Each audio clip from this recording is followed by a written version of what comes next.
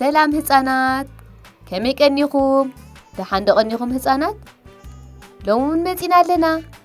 ኣብ በለስ ቅቡቡ ቀለማት ከምቲ ልሙድ ስእሊ ሒዝና መፂና በሉ ስእልና ክንጅምር ኢና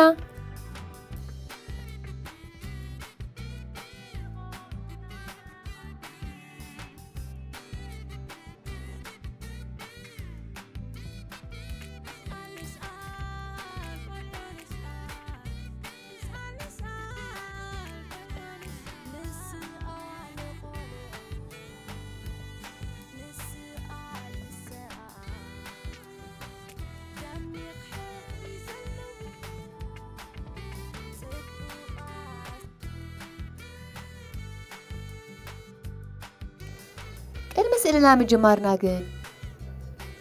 ናይ ሎሚ ስእሊ እንታይ ክትከውን ህፃናት እንታይ ክትከውን መን ዝፈልጣ ናይ ሎሚ ስእልና ንህቢ ሎሚ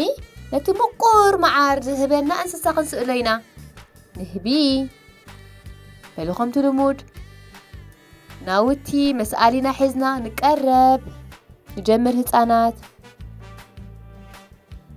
ሎሚ ንስእሎ ህፃናት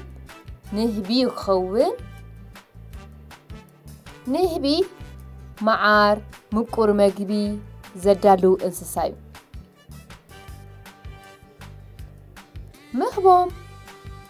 ንህቢ መግቦም ካብ ዕምባባታት ምፅምፀ ዝበሃል ክፍሊ ዕምባባ ይረኽብዎ ህፃናት ስእሊ እንዳጀመርና ኢና ንህቢ ብስርሖም ኣብ 3 ይኽፈሉ ንሳቶም ከዓ ንግስቲ ሰራሕተኛታት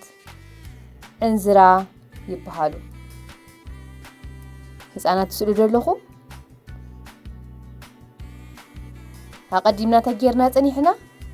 ከባብ እንታይ ጌርና ፀኒሕና ከባብ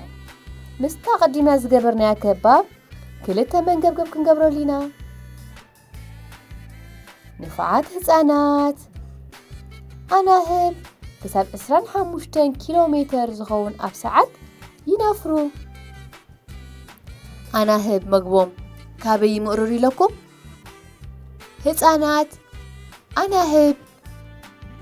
መግቦም ካበይ ይምእርሩ ኢለኩም ካብ ዕምባባታት ምፅምፀ ትበሃል ፍረ ዝበዝሓ ጽብቕቲ ኣላ ካብ ኣዮም ዝምእርሩ ኣናህብ መንገብገቦም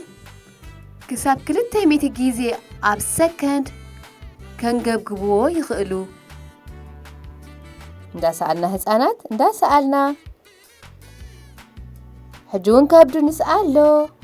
ንፉዓት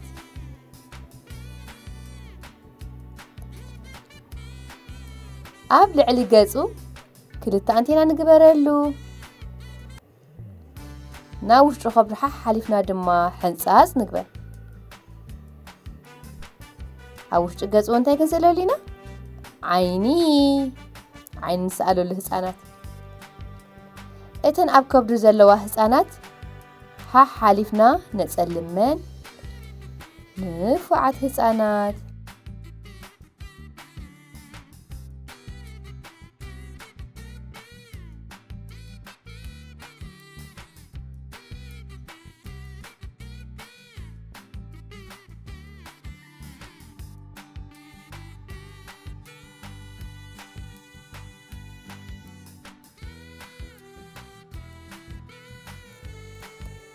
ንህቢ ከም እንታይ ንምስሎ ህፃናት ንህቢ ከም ጻዕራም ሰራሕተኛ ንምስሎ እሺ ሕጂ እውን ዝተረፈ ክፍልታት ናይታ ኣራንሾ ንልከያ ነተን ተሪፈናና ዘለዋ ጋብ ኣራንሾ ንልከየን ንመንገብገቡ ኸ ሰማያዊ ሕብሪ ንፉዓት ህፃናት እተን ኣብ ገጹ ዘለዋ ክልተ አንቴና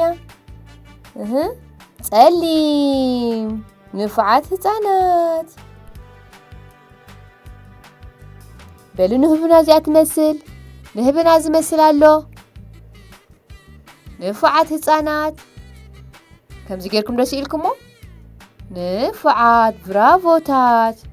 ብራቮታት ህፃናት ናይ ሎሚ ስእሊ ዝመስል ነይሩ ኣብዚ መፅአ ረኸበና ህፃናት ደሓን ቀንዩ